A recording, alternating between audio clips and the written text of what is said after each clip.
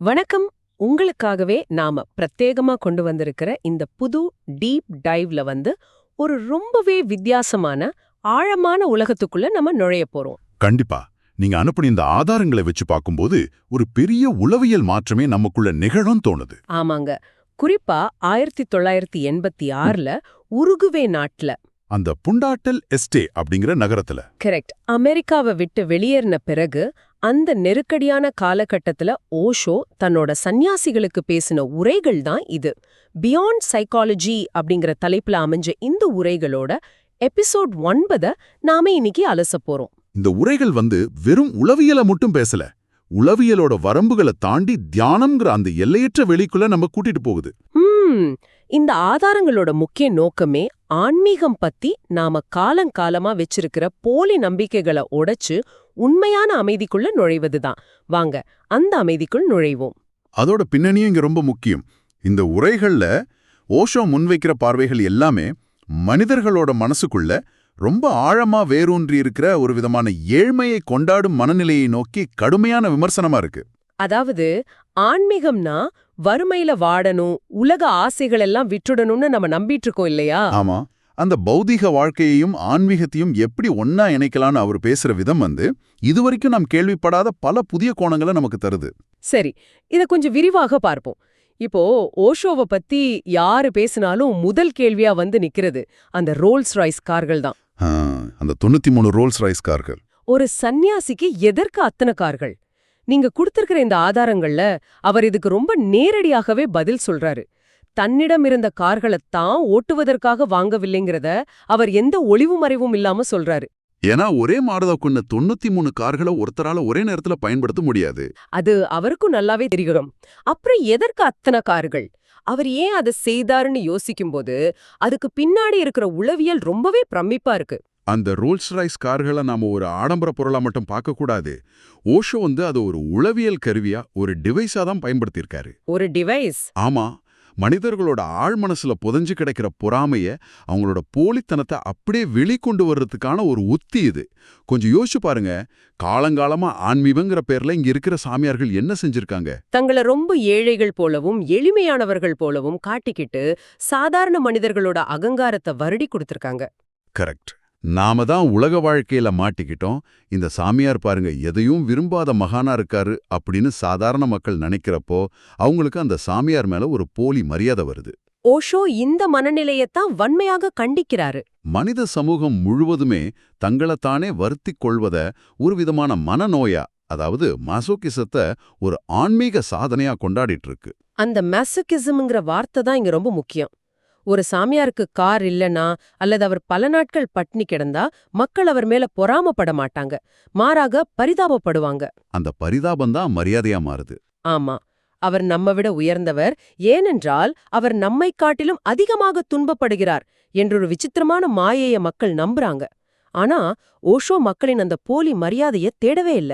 அவர் அமெரிக்காவுல ஒரு சாதாரண சுற்றுலா பயணியா சென்று தன்னோட அந்த 93 ரோல்ஸ் ராய்ஸ் கார்கள் மூலியமா ஒட்டுமொத்த அமெரிக்காவோட மனசாட்சியும் நிலைக்குலைய செய்தார் என்பதை இந்த ஆதாரங்கள் ரொம்ப அழகா விவரிக்குது. ஒரு சமூகத்தோட நோயை குணப்படுத்தணும்னா முதல்ல அந்த நோய் இருக்குங்கிறது அவங்களுக்கு உணர்த்தணும் இல்லையா? நிச்சயமா. மனிதர்களுக்கு தாங்கள் எவ்வளவு பெரிய பொறாமைக்காரர்கள், தங்களோட ஆன்மீகங்கிறது எவ்வளவு போலியானது என்பதை உணர்த்துவதற்காகவே அவங்கள கோவப்படுத்தவும் எரிச்சலூட்டவும் தான் அந்த கார்களை ஒரு கருவியா பயன்படுத்தினார். உங்க உள்ளே இருக்கிற அந்த ஆழமான பொறாமைய நீங்க நேருக்கு நேர் சந்திக்கும் போதுதான் அதை கடந்து உண்மையான தியானத்தின் பக்கம் உங்களால திரும்ப முடியும். இதுல இன்னொரு சுவாரஸ்யமான விஷயத்த ஓஷோ குறிப்பிடுறாரு. அவரை மெட்டீரியலிஸ்ட் அப்படின்னு தொடர்ந்து கடுமையா விமர்சித்து வந்த ஒரு பிஷப் அவருக்கு ரகசியமா ஒரு கடிதம் எழுதுறாரு. அந்த கடிதத்துல உங்களிடம் உள்ள 93 கார்களில் ஒன்றை எங்கள் தேவாலயத்திற்கு நன்கொடையாக அளித்தால் அது பெரிய உதவியாக இருக்கும். 93க்கு பதிலாக 92 கார்கள் இருப்பது உங்களுக்கு எந்த வித்தியாசத்தையும் தராது அப்படின்னு அந்த பிஷப் கேட்டிருக்காரு. இது எவ்வளவு பெரிய முரண்பாடு பாருங்க. ஞாயிற்றுக்கிழமைகள்ல தேவாலயத்துல நின்னுட்டு ஓஷோவை விமர்சிப்பது, உலக ஆசைகளை துறக்கணும்னு போதிப்பது, ஆனா உள்ளூர அதே கார்கள் மேல தீராத ஆசை கொள்வது. இந்த இரட்டை வேடத்தை, இந்த பொறாமையைத்தான் ஓஷோ உடைக்க நினைத்தார். வறுமையையும் தன்னைத்தானே வருத்திக் கொள்வதையும் ஆன்மீகம்னு உலகம் இத்தனை காலமா நம்பிட்டு இருக்கு. தலைகீழா நிற்பது, பசியோடு இருப்பது, உடலை தண்டிப்பது. இதையெல்லாம் பார்த்து பழகிய நமக்கு ஓஷோ சொல்ற விஷயங்கள் ஆரம்பத்துல ஒரு பெரிய அதிர்ச்சியா தான் இருக்கும். ஏன்னா ஏழ்மையை அவர் ஒருபோதும் ஆன்மீகமா ஏத்துக்கவே இல்ல. இதை நாம் இன்னும் கொஞ்சம் பரந்த கண்ணோட்டத்தோட இயற்கையோடு இணைத்து பார்த்தா ஓஷோ சொல்றதோட ஆழம் புரியும். இயற்கை ஒருபோதும் வறுமையை போதிப்பதே இல்லை. பிரபஞ்சத்தை கொஞ்சம் கவனிச்சு பாருங்க. அங்கே ஒரே ஒரு பூ பூக்கல, கோடிக்கணக்கான பூக்கள், எண்ண முடியாத நட்சத்திரங்கள், பறவைகள்னு எல்லாமே அபரிமிதமா நிறைஞ்சு கிடக்கு. அதாவது அந்த அபண்டன்ஸ், வறுமை என்பது இயற்கைக்கு முற்றிலும் எதிரானது. ஓஷோ எழுப்புற கேள்வி இதுதான். இயற்கையிலேயே இவ்வளவு அபரிமிதம் இருக்கும்போது இயற்கையின் ஒரு பகுதியான மனிதன் மட்டும் ஏன் வறுமைய ஒரு புனிதமான விஷயமா நினைச்சு கொண்டாட வேண்டும்? இந்த இடத்துல நீங்க அனுப்புன ஆதாரங்கள்ல ஓஷோ சொல்ற அந்த 2 சாமியார்களோட கதைகளை நாம கண்டிப்பா பேசியே ஆகணும். பால் பிரெண்டன் என்ற வெளிநாட்டு பயணி இந்தியாவுல பார்த்த ஒரு சாமியாரை பற்றி பதிவு செஞ்சிருக்காரு. அஜ்மீர்ல ஒரு சாமியார் தன்னோட கண்களை குழியிலிருந்து வெளியே இழுத்து காட்டி மக்கள் கிட்ட எப்படி புகழ் பெற்றார் என்பது அதுல சொல்றாரு. அத பார்ப்பதற்கு மக்கள் கூட்டம் கூட்டமா வந்திருக்காங்க. ஒரு மனிதன் தன்னைத்தானே சித்திரவதை செஞ்சுக்கிறத பார்த்து மக்கள் அவரை ஒரு பெரிய மகானாவே கொண்டாடிருக்காங்க. அதே போல கொல்கத்தாவுல விஷத்தை குடிக்கும் ஒரு யோகியோட கதை, அது கேட்பதற்கே ரொம்ப பதற வைக்குது. அந்த கொல்கத்தா யோகியோட கதை நமக்கு ரொம்ப முக்கியமான ஒரு கேள்வியை எழுப்புது. அந்த யோகிக்கு எந்த வகையான விஷத்தை குடித்தாலும் அதை அரை மணி நேரம் தன்னோட உடம்புல எந்த பாதிப்பும் இல்லாம தாங்கிக் கொள்ளும் வித்தை தெரிஞ்சிருந்தது. அவர் அத கேம்பிரிட்ஜ், ஆக்ஸ்போர்ட்னு உலகத்தின் பல பெரிய பல்கலைக்கழகங்கள் எல்லாம் செஞ்சு காட்டியிருக்காரு. ஆனா கொல்கத்தாவுல என்னாச்சு? கொல்கத்தா டிராஃபிக்கை பத்தி நமக்கு தெரியும். குதிரை வண்டி, ஒட்டக வண்டி, டிராமு, பஸ்ஸுன்னு எல்லா நூற்றாண்டு வாகனங்களும் ஒரே ரோட்ல போகும். அந்த பயங்கரமான டிராஃபிக்ல அவர் மாட்டிக்கிட்டாரு. அரை மணி நேரத்துக்குள் ஒரு குறிப்பிட்ட இடத்தை சென்றடைந்து அந்த விஷத்தை அவர் வாந்தி எடுத்தாக வேண்டும். ஆனா டிராஃபிக்ல சிக்கி வாந்தி எடுக்க முடியாம விஷம் ரத்தத்துல கலந்து அந்த யோகி அங்கேயே இறந்து போனார். இப்போ சொல்லுங்க, இதுக்கு பேரு ஆன்மீகமா அல்லது சில வித்தைகளை கற்றுக்கொண்டு மக்களை ஏமாற்றும் வெறும் நிபுணத்துவமா? உடலை தண்டிப்பதன் மூலமா, உடலோட இயல்பான தன்மைகளை எதிர்த்து போராடுவதன் மூலமா ஒரு மனுஷன் எப்படி ஞானம் அடைய முடியும்? வசதியா வயிறு நிறைய சாப்பிட்டு உடல் எந்த தொந்தரவும் கொடுக்காத ஒரு அமைதியான நிலையில தான் மனிதர்களெல்லாம் ரொம்ப எளிதா தியானம் செய்ய முடியும்னு ஓஷோ ஆணித்தரமா சொல்றாரு. நீங்க பட்டினியா இருக்கும்போது உங்க மனசு முழுவதும் உணவை பற்றிய சிந்தனை மட்டும்தான் இருக்கும். உங்களால தியானம் செய்ய முடியாது, சாப்பாட்டை பத்தின கனவு தான் காண முடியும். இது ரொம்ப யதார்த்தமான உண்மை. நோய்வாய்ப்பட்ட ஒரு சமூகம் தான் நோய்வாய்ப்பட்ட சாமியார்களை உருவாக்குது. அப்புறம் அந்த நோய்வாய்ப்பட்ட சாமியார்கள் தங்களோட போதனைகள் மூலமா மீண்டும் ஒரு நோய்வாய்ப்பட்ட சமுதாயத்தையே உருவாக்குறாங்க. இது ஒரு முடிவில்லாத சுழற்சியா மாறிடுச்சு. மனிதன் தன்னோட உடலையும் ஆன்மாவையும் பிரிக்கக்கூடாது. உடலுக்கும் ஆன்மாவுக்கும் இடையே இத்தனை காலமா நான் எழுப்பி வச்சிருக்கிற அந்த சுவரை இடித்து தள்ளிட்டு ஒரு பாலத்தை அமைக்க வேண்டும்னு ஓஷோ வலியுறுத்துறாரு. தியானம் என்பது உங்களோட உடலோடு சண்டையிடுவதல்ல, உடலோடு ஏய்ந்து போவது. அப்போ இதற்கெல்லாம் என்னதான் அர்த்தம்? மதங்கள் எல்லாமே உன் அண்டை வீட்டாரை நேசி, உன் எதிரியை நேசி அப்படின்னு பூக்களை பற்றி மட்டுமே பேசுது. ஆனா ஓஷோ ரொம்ப தீர்க்கமா வேர்களை பற்றி பேசுறாரு. வேர்களை கவனிக்காம அதற்கு தண்ணீர் ஊற்றாம வெறும் பூக்களை பற்றி பேசுவது எந்த விதத்துல நியாயம்னு அவர் ஒரு மிகப்பெரிய கேள்வியை முன்வைக்கிறாரு. நீங்க கவனிச்சு பாத்தீங்கன்னா உலகத்துல இருக்கிற பல மதங்கள் உங்களை நீங்களே ஒரு பாவி அப்படின்னு நம்ப வச்சிருக்கு. மனிதர்கள் தங்களைத்தானே வெறுக்க கற்றுக் கொடுத்திருக்கு. தன்னைத்தானே முழுமையா நேசிக்க முடியாத ஒருவரால எப்படி தன் மனைவியையோ நண்பர்களையோ அல்லது தன் எதிரியையோ உண்மையான நேசிக்க முடியும்? அப்படி நேசிப்பதாக சொன்னால் அது பிளாஸ்டிக் பூக்களைப் போல நிரந்தரமானதாக வெளியில தெரியலாம். ஆனா அதுல எந்த உயிரோ வாசனையோ கிடையாது. கடவுள் என்ற ஒரு கற்பனையான உருவத்தின் முன் மனிதர்கள் தங்களை ரொம்ப அற்பமானவர்களா, பாவிகளா முத்திரை குத்திக்கிறாங்க. நரகத்தின் நெருப்பை பற்றி பேசி பேசியே நடுத்தர காலங்கள்ல பல பெண்கள் தேவாலயங்கள்லயே பயத்துல மயங்கி விழுந்திருக்காங்கங்கிற வரலாற்று தகவலையும் இந்த ஆதாரங்கள்ல ஓஷோ சுட்டிக்காட்டுறாரு. அது ரொம்பவே கொடுமையான ஒரு உளவியல் வன்முறை. நீங்களாக உங்களோட இயல்பான தன்மைகளோட இருப்பத எந்த மதமும் ஏத்துக்கிறதில்ல. நீ இப்படித்தான் இருக்க வேண்டும் என்ற ஒரு இலக்கணத்தை, ஒரு கட்டாயத்தை திணிக்குது. ஆனா உண்மையான பூக்கள் ஒவ்வொரு கணமும் மாறும். அது வாடும், மீண்டும் பூக்கும். அந்த உண்மையான பூக்கள் பூக்கணும்னா அதற்கு நீரூற்றி வேர்களை பராமரிக்க வேண்டும். நீங்களே உங்கள எந்த நிபந்தனையும் இல்லாம நேசிக்கும் போது மட்டுமே, உங்களோட குறைகளை நீங்க ஏத்துக்கும் போது மட்டுமே அந்த அன்பு உங்களை சுற்றி இருப்பவர்களுக்கும் இயல்பா பரவும். இதை செய்யாம மனசுக்குள்ள வெறுப்ப வச்சுக்கிட்டு வெறும் வார்த்தைகள்ல எதிரிய நேசின்னு சொல்லுவது வெறும் அகங்காரத்தின் வெளிப்பாடுதான். ஓஷோ இத ரொம்ப அழகா விளக்குறாரு. இயேசு உங்க எதிரியை நேசியுங்கள் அப்படின்னு சொன்னது கூட ஒரு வகையான அகங்காரத்தின் உச்சம்தாங்கிறாரு அவரு. அதாவது, நான் ஒரு உயர்ந்த ஆன்மீகவாதி, நீ சாதாரண மனிதன், அதனால் உன்னை நான் மன்னிக்கிறேன், உன்னை நேசிக்கிறேன் அப்படின்னு தன்னை உயர்த்தி பிடிச்சு காட்டுவது போல அது அமைஞ்சிடுது. ஆனா ஓஷோ என்ன சொல்றாருன்னா, உங்கள் எதிரியை நீங்க நேசிக்க வேண்டும். ஆனால் அதற்கான காரணம் உங்களோட ஆன்மீக பெருமையோ அல்லது நீங்க அவங்கள விட உயர்ந்தவங்கங்கிற எண்ணமும் கிடையாது. எதிரிகளை நேசிப்பது பத்தி பேசும்போது ஓஷோ குறிப்பிடும் அந்த வரலாற்று நிகழ்வு ரொம்பவே ஆழமானது. 1948ல மகாத்மா காந்தி சுட்டுக் கொல்லப்பட்ட செய்தி அப்போ பாகிஸ்தான் கவர்னர் ஜெனரலாக இருந்த முகமது அலி ஜின்னாவிடம் சொல்லப்படுது. அவங்க 2 பேரும் வாழ்நாள் முழுவதும் அரசியல் எதிரிகளாக இருந்தவங்க. காந்தியோட ஒவ்வொரு கருத்தையும் எதிர்த்தவர் ஜின்னா. நாம இங்க எந்த அரசியல் சார்பும் இல்லாம ஒரு உளவியல் நிகழ்வா இத பார்க்கணும். கண்டிப்பா. காந்தி இருந்த செய்தியை கேட்டவுடன் ஜின்னா ரொம்ப சந்தோஷப்படுவாருன்னு தான் அந்த செய்தியை கொண்டு வந்தவங்க நினைச்சாங்க. ஆனா நடந்தது வேற. ஜிம்னா ரொம்ப சோகமாகி தன் அறைக்குள் சென்று கதவை சாத்திக்கிட்டு யாரையும் உள்ள விட வேண்டான்னு தன் செயலாளர்கள்ட்ட சொல்லிட்டாரு. அப்போ அவர் சொன்ன வார்த்தைகள் தான் ரொம்ப முக்கியம். காந்தி இறந்துவிட்டார் என்றால் என்னுள் இருக்கும் ஒரு பெரிய பகுதியும் இறந்துவிட்டது. ஏனென்றால் நாங்கள் ஒருவரை ஒருவர் வரையறுத்துக் கொண்டோம் அப்படின்னு சொன்னார். அதுக்கப்புறம் ஜின்னா தன் வாழ்வின் கடைசி 1 வருடத்தில் பழையபடி சிரிக்கவே இல்லைன்னு சொல்லப்படுது. காந்தி இல்லாத அந்த இடைவெளி, அவரை எதிர்க்க ஒரு ஆள் இல்லாத அந்த வெறுமை அவரை முழுவதுமா வாட்டி எடுத்திருக்கு. இது நம்மோட மனசு எப்படி வேலை செய்யுதுங்கிறத பத்தின எவ்வளோ பெரிய திறப்பு. உங்களோட எதிரிய நேசிப்பது என்பது நீங்க உங்களை சிறந்த ஆன்மீகவாதியாக காட்டிக்கொள்வதற்காக போடும் வேஷம் கிடையாது. உங்க நண்பர்கள் உங்களை எப்படி வரையறுக்கிறாங்களோ, உங்களுக்கு ஒரு அடையாளத்தை தர்றாங்களோ, அதே போல உங்க எதிரிகளும் உங்களை வரையறுக்கிறாங்க. உங்களுடைய பலம், உங்களுடைய போராட்டம், உங்களுடைய அடையாளம், இது எல்லாமே அவங்கள சார்ந்தும் இருக்கு. அவங்க உங்க இருப்பின் ஒரு பிரிக்க முடியாத பகுதி. இது உளவியல் ரீதியான ரொம்ப ஆழமான புரிதல். உங்களது எதிரி இல்லாம போனா நீங்க யார் என்ற அந்த அடையாளத்தின் ஒரு பகுதியே அழிந்து விடுகிறது. உண்மையில உளவியல் ரீதியா மனிதர்களை அணுகும் இந்த முறைதான் ஓஷோவோட தனித்துவம். நாம எப்படி ஒருத்தர் சார்ந்து நம்மோட பழக்க வழக்கங்களுக்கு அடிமையாகி இருக்குங்கிறத அவர் ரொம்ப தெளிவா விளக்குறாரு. இந்த பூமியிலேயே நீங்க எப்படி நிம்மதியா மகிழ்ச்சியா வாழ்வது, இந்த நொடியை எப்படி எதிர்கொள்வது என்பதைத்தான் அவர் சொல்றாரு. அதற்காக அவர் சொல்லும் ஒரு சிறுகதை மனித மனத்தோட விசித்திரமான பழக்க வழக்கங்களை ரொம்ப அழகா நமக்கு உணர்த்துது. மகான் ஏக்நாத் மற்றும் ஒரு திருடன் பற்றிய கதை அது. அது ஒரு அட்டகாசமான கதை. ஏக்நாத் என்ற மகானிடம் ஒரு திருடன் யாத்திரைக்கு வர அனுமதி கேட்கிறான். அவங்க எல்லோரும் கால்நடையா ஒரு நீண்ட பயணம் செய்ய போறாங்க. அந்த பயணத்தை முடிக்க 9 மாதங்கள் ஆகும்.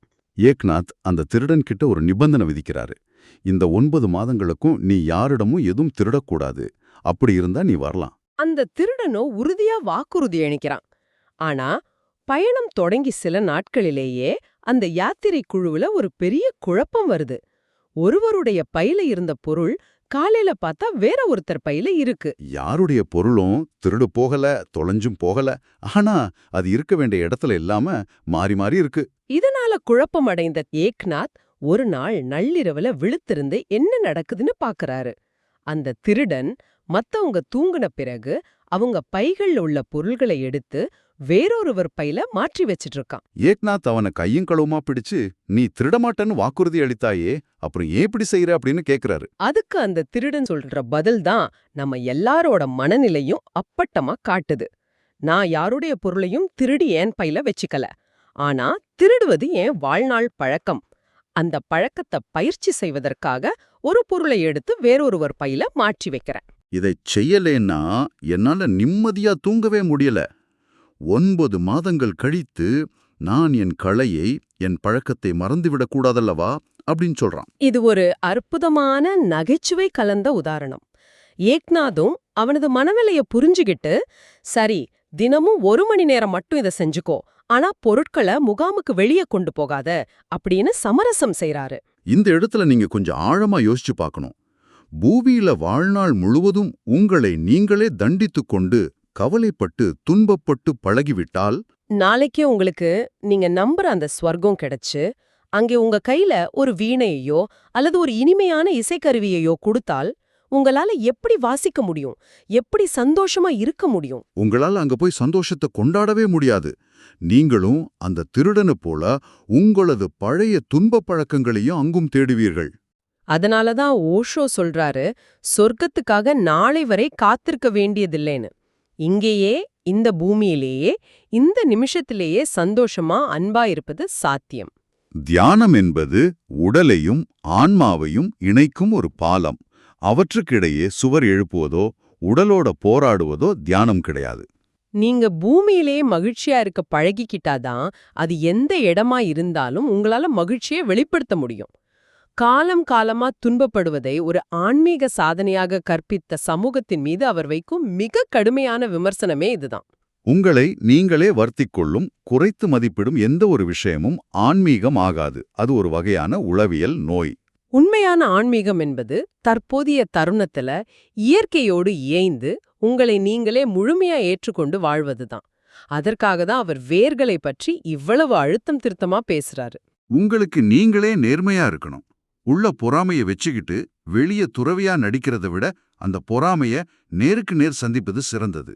அந்த 93 ரோல்ஸ் ராய்ஸ் கார்கள் மூலமா அமெரிக்க சமூகத்தின், உலகத்தின் உண்மையான பொருள் முதல்வாத முகத்தை அவர் வெளிச்சத்திற்கு கொண்டு வந்தார். அந்த கார்களை பார்த்து மக்கள் பொறாமப்பட்டாங்க, அவரை பைத்தியக்காரன்னு விமர்சிச்சாங்க. ஆனா அவங்களால அவர் ஏற்படுத்திய அந்த உளவியல் தாக்கத்திலிருந்து தப்பிக்கவே முடியல. தியானத்தை நோக்கிய பயணத்துல முதல்ல உங்க அகங்காரத்தையும் பொறாமையையும் வறுமையை கொண்டாடும் அந்த பைத்தியக்காரத்தனத்தையும் நீங்க உடைத்தெறிய வேண்டும் என்பத இந்த உரைகள்ல அவர் ரொம்ப தெளிவா உணர்த்தியிருக்காரு. உளவியலை தாண்டி போறதுங்கிறது மனசோட இந்த எல்லா தந்திரங்களையும் புரிஞ்சுக்கிட்டு அதிலிருந்து விடுபடுறது தான். நாம இந்த ஆழமான தேடலோட இறுதி கட்டத்துக்கு வந்துட்டோம். நீங்க அனுப்பின ஆதாரங்கள்ல ஓஷோவிடம் கேட்கப்பட்ட ஒரு சுவாரஸ்யமான கேள்வி இருக்கு. சொல்லுங்க. ஒரு பெண்ணை நேசிப்பவன் தன் மனதை இழப்பான், 2 பெண்களை நேசிப்பவன் தன் ஆன்மாவை இழப்பான் என்ற பழைய பழமொழி உண்மையா அப்படின்னு கேக்குறாங்க. ஓஷோவும் அது உண்மைதான் அப்படின்னு சொல்றாரு. ஆனால் 2ஐ தாண்டிச் சென்றுகிட்டால் நீங்கள் இழப்பதற்கு பெரிதாக எதுவுமே இருக்காது என்று அவர் விளையாட்டாக பதிலளித்ததை இங்கே நாம கண்டிப்பா குறிப்பிட்டே ஆகணும். மிலேரேபா என்ற ஒரு சன்னியாசி எப்போதும் பெண்களை தேடிக்கொண்டே இருப்பாராம். அவருக்கு ஒரு கிட்டார் வாங்கி கொடுங்க, இழப்பதற்கு எதுவும் இல்லாததால் அவர் கிட்டார் வாசித்துக் கொண்டே நிம்மதியாக இருக்கலாம் என்று ஓஷோ சொன்னது வெறும் நகைச்சுவை மட்டும் கிடையாது. அது ஒரு உயர்ந்த தத்துவத்தோட வெளிப்பாடு.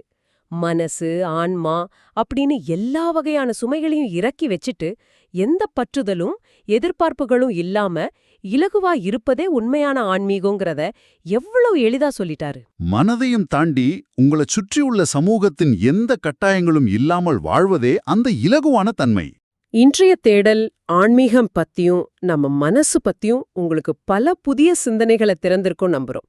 ஆன்மீகம் என்பது ஏழ்மை அல்ல, அது வாழ்க்கையோட முழுமையான கொண்டாட்டம் என்பதை நாம் உணர்ந்திருக்கிறோம். ஆனா இந்த உரையாடலை முடிக்கிறப்போ உங்களுக்காக ஒரு கேள்விய, ஒரு சிந்தனையை நாங்க விட்டு செல்ல விரும்புறோம். நாம வாழ்நாள் முழுவதும் ஏதோ ஒரு நல்ல குணங்களை, அதாவது வர்ச்சுஸை கட்டி பிடிச்சிட்டு இருக்கோம். ஆனா அந்த நல்ல குணங்கள் எல்லாமே நம்மோட கெட்ட குணங்களோட மறுபக்கம் தானே நீங்க என்னைக்காவது யோசிச்சிருக்கீங்களா? நீங்க பின்பற்றும் அந்த நல்ல குணங்கள் நிஜமாவே உங்களுக்கு விடுதலையை தருதா, அல்லது உங்களோட ஈகோவை இன்னும் கொஞ்சம் பாதுகாப்பா அழகா வளர்த்துக்க உதவுதா? உங்களுடைய எதிரிகளை, உங்களுடைய பழக்க வழக்கங்களை, சமூகம் உங்களுக்கு கற்றுக் கொடுத்த அந்த பிளாஸ்டிக் பூக்களான மதிப்பீடுகளை எல்லாம் நீங்க முழுமையா கழற்றி எரிந்துவிட்டால் அங்கே கடைசியாக எஞ்சியிருப்பது நீங்க தானா, அல்லது வேற எதுவுமா? கொஞ்சம் சிந்திட்டு பாருங்கள். மீண்டும் அடுத்த டீப் உங்களுக்கான பிரத்யேக தகவல்களோடு சந்திக்கிறோம். இவ்ளோ நேரம் கேட்டதுக்கு ரொம்ப நன்றி. இந்த Tamil voice reads channel monetisation இல்லாம தான் நடக்குது. ஆமாங்க. இந்த ஆடியோ புத்தகம் உங்களுக்கு பயன் தருதுன்னு நினைத்தால் இந்த முயற்சி தொடர்ந்து போக உங்க ஆதரவு மிகவும் உதவும். நிச்சயமா. என்னுடைய இந்த முயற்சிக்கு நன்கொடை அளிக்க விருப்பம் இருந்தால் டிஸ்கிரிப்ஷன்ல கொடுக்கப்பட்டுள்ள UPI ID மூலம் வழங்கலாம். உங்களால் முடிந்த அளவு போதும். சிறிய ஆதரவும் பெரிய உதவிதான். இந்த வீடியோ உங்களுக்கு பயனுள்ளதாக இருந்தால் சப்ஸ்கிரைப் பண்ணுங்க, மற்றவர்களுக்கும் பகிர்ந்து கொள்ளுங்கள். இந்த கருத்துக்கள் அவர்களுக்கும் தேவையாக இருக்கலாம். லைக் பண்ணுங்க, உங்க கருத்துக்களை கமெண்ட்ல பகிருங்க. மனப்பூர்வமான நன்றி.